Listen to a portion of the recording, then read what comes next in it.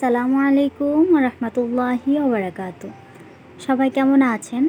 আশা করছি কাছে দূরে দেশ অথবা দেশের বাইরে যে যেখান থেকে আজকে আমার ভিডিওটি দেখছেন সবাই মহান আল্লাহ তাআলার অশেষ রহমতে অনেক বেশি ভালো আছেন। আলহামদুলিল্লাহ আমরাও ভালো আছি।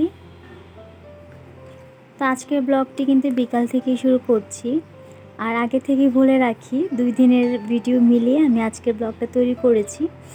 তো আশা করছি সবার কাছে ভালো লাগবে।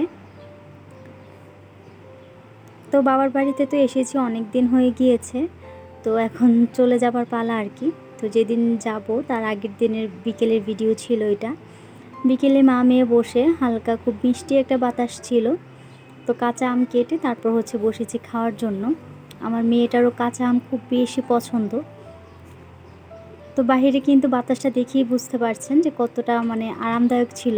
আর এখন তো এমনিতেই একটু ঝড় বৃষ্টির একটা সিজন চলছে। এদিকে মা রান্না বসিয়ে দিয়েছে বিকেলবেলা। এটা রাইসার বাবার জন্য আর কি। দুপুরে তো রান্না বান্না করে খাওয়া শেষ। তো বিকেলবেলা এখানে যেহেতু রাইসার বাবা এইমাত্র আর কি রওনা হলো, তখন ফোনে বলেছিল আস্তে আস্তে ওনার অনেক রাত হয়ে যাবে, অফিস শেষ করে তারপর রওনা হয়েছে। তো এখানে মা একদিকে করলা ভাজি আর আরেকদিকে হাঁসের মাংস বসিয়ে দিয়েছে। তো আম্মু এখানে রান্না করছে, আমি মাঝখান থেকে ছোট্ট একটা ভিডিও নিয়ে গেলাম। আম্মু যেহেতু রান্না করছে ভাবলাম এর মধ্যে আমি বেডরুমটাকে গুছিয়ে নিই। চাদরটা কিন্তু নতুনই ছিল, কিন্তু তারপর আম্মু বলল যে না, আরেকটা চাদর আর কি বিছিয়ে দিতে, যেহেতু রাইসের বাবা আসবে। তো সেই মতোই আমি এখানে খুব সুন্দর এই চাদরটা, বিশেষ করে আমার আম্মুর খুবই পছন্দের একটা চাদর। আম্মু চাদরটা অনেক বেশি পছন্দ করে, আর এটা কিন্তু তেমন না বিছায়ও না খাটে। তো আজকে ফার্স্ট টাইম মনে হয় রাইসের বাবা এটা দেখেছে। এটা কিন্তু অনেক আগের চাদর, কিন্তু আমার আম্মু খুব যত্ন করে চাদরটা রেখে দিয়েছে। তো সেটাই আজকে নিজে থেকে বের করে দিল যে এটা আর কি খাটে পাড়ার জন্য। আর এখন থেকে যে ভিডিওটা দেখছেন এটা কিন্তু তার পরের দিন সকালবেলা। তারপর থেকে আর কি কোনো আর ভিডিও করা হয়নি। আর অনেক দিন পর যেহেতু রাইসার বাবা এসেছে, তো একটু ব্যস্ত ছিলাম, যার কারণে আর কোনো ফুটেজ নেওয়া হয়নি।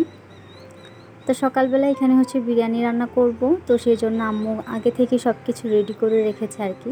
মাংসটাকে কোরমা করা, সব কিছু কেটে কুটে চাল ধুয়ে রেডি করে রেখেছে। আমি শুধু এসে চালটাকে নেড়ে বসিয়ে দিচ্ছি। এইটুকু কাজের জন্য আর কি আম্মু আমাকে ডেকেছে। তো উনি কিন্তু চাইলেই পারে, কিন্তু তারপরেও আমি যখন থাকি তখন আম্মু আসলে আর করতে চায় না। তো যাই হোক, এখানে আমি এখন বিরিয়ানিটা বসিয়ে দিলাম। এর মধ্যে কিন্তু খুব সুন্দরভাবে হয়েও গিয়েছে, একদম ঝরঝরে এবং খুবই সফট কিন্তু। আর রাইসার বাবার পার্সোনালি মুরগির বিরিয়ানি অনেক বেশি পছন্দ, তো ওনার জন্য আর কি এটা করা। সকালে নাস্তা খাওয়ার পরে একটু বৃষ্টি ছিল, তো কিছুক্ষণ বসে তারপর আমরা ঢাকার উদ্দেশ্যে রওনা হয়ে গেলাম। আসার সময় তো একদমই আমার মনটা ভালো লাগছিল না, কিন্তু কিচ্ছু করার নেই, যেতে তো হবেই। তো এখানে আমার মেয়ে বসে আছে। আমার মেয়ের মনটাও কিন্তু এবার অনেক বেশি খারাপ। আমি এই ফার্স্ট টাইম ওকে এত মন খারাপ করতে দেখেছি নানুর বাসা থেকে আসার সময়। এবার যাওয়ার সময় কিন্তু অনেক আগ্রহ নিয়ে গিয়েছে, এবং আসার সময় তার মনটা অনেক খারাপ। তো সেটাই আর কি দেখছিলাম আমার মেয়ের। তো এখন আমরা এখন কোম্পানিগঞ্জ যাচ্ছি, সেখান থেকে যাব। তো এর মধ্যে আমরা কোম্পানিগঞ্জ বাস স্ট্যান্ডে এসে পৌঁছেও গিয়েছি। আর আমার আম্মু আব্বুর কাণ্ড দেখেন, কত কিছু যে বস্তা করে দিয়ে দিয়েছে। এর মধ্যে আম্মু রান্না করে দিয়ে দিয়েছে, বাবা গাছের কাঁঠাল পেকেছিল সেখান থেকে দিয়ে দিয়েছে। আমার বাসাটা যেহেতু অনেক দূরে, আব্বু বলছিল যে আবার আমার মেয়ের কাছে কখন যাব, বা বা কাজের চাপ বেশি থাকলে নাও যেতে পারি। তো সেই জন্য আর কি সব কিছু একসাথে বস্তা করে দিয়ে দিয়েছে।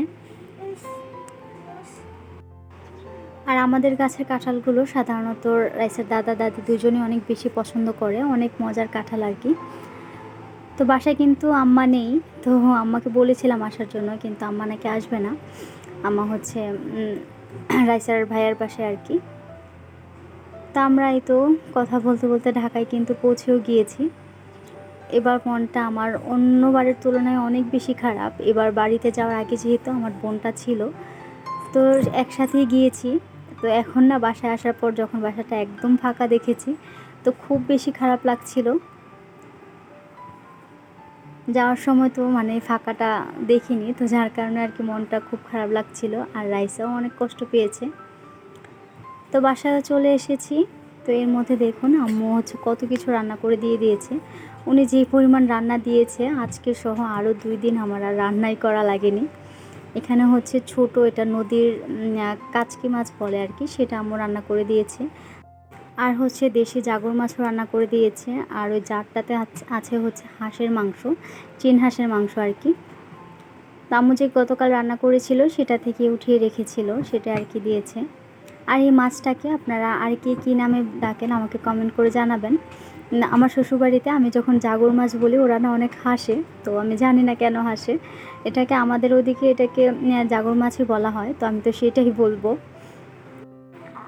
তো যাই হোক, দুপুরে হচ্ছে ছোট মাছটা রেখেছি আর বাকিগুলো হচ্ছে ডিপ ফ্রিজে রেখে দিলাম।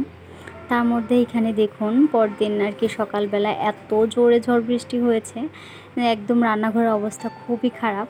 আমার রান্নাঘরটা যেহেতু একদমই খোলামেলা, তো যার কারণে বৃষ্টি আসলেও যদি সাধারণ বৃষ্টিও হয় তখনও কিন্তু পানি চলে আসে। আর এটা তো ঝড়, একদম দমকা হাওয়া, বালি টালি একদম সব কিছু একাকার অবস্থা। এমনিতেই তো অনেক দিন যাবৎ ছিলাম না, একটা হজবরল অবস্থা ছিল, তার মধ্যে ঝড় হয়ে আরও আমার কাজটাকে বাড়িয়ে দিয়েছে। তা এখন সকালে ঘুম থেকে উঠে হচ্ছে এগুলোকে সব কিছুকে ক্লিন করে নিচ্ছি, কারণ নাস্তা বানাতে হবে, এই অবস্থা তো আর বানানো যাবে না। তো আগে হচ্ছে সব কিছুকে আমি খুব সুন্দরভাবে ক্লিন করে নিচ্ছি, আর এমনিতেও যেহেতু ক্লিন করাই লাগতো, তো এই তো ক্লিন করা শেষ। তো এখন সকালে রুটি যেহেতু তৈরি করব, তো হচ্ছে আমি আটার পানিটা বসিয়ে দিলাম।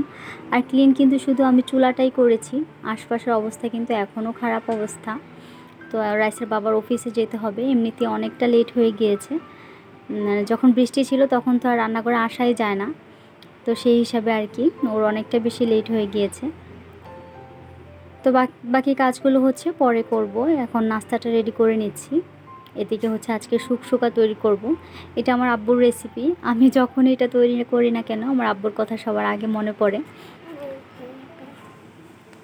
খুব ছোটোবেলায় দেখতাম আব্বু যখন বিদেশ থেকে আসতো তখন আর কি এসে মাঝে মধ্যে যখন সময় পেত উনি এইভাবে রুটির সাথে এটা তৈরি করতো।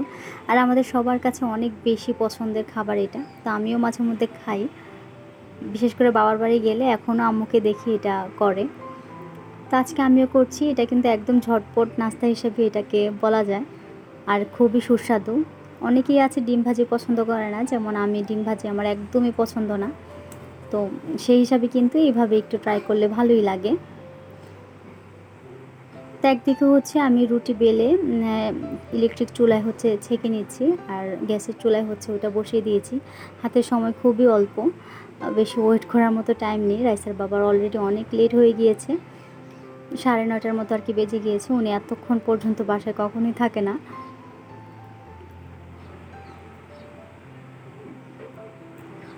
তাই তো এখন হচ্ছে আমাদের নাস্তাটা রেডি করে নিচ্ছি।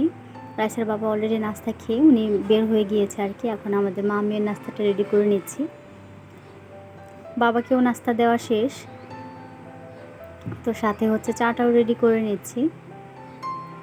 তো যারা যারা এখনও আমার ভিডিওটি দেখছেন, আমার প্রিয় ভালোবাসার আপুরা ভাইয়ারা, সবাইকে একটাই কথা বলবো, যদি ভিডিওটি দেখতে দেখতে ভালো লেগে যায় তাহলে ভিডিওতে একটা লাইক দেওয়ার পাশাপাশি আমার চ্যানেলটিকে সাবস্ক্রাইব করে অল বাটনটি ক্লিক করে রাখতে পারেন। এতে করে আমি যখনই ভিডিও আপলোড দিব নোটিফিকেশান আপনার কাছে পৌঁছে যাবে, আর আপনি আপনার সময় করে দেখে নিতে পারবেন। আর যারা অলরেডি এই কাজটি করে দিয়েছেন তাদেরকে জানাই অসংখ্য অসংখ্য ধন্যবাদ ও অবিরাম ভালোবাসা।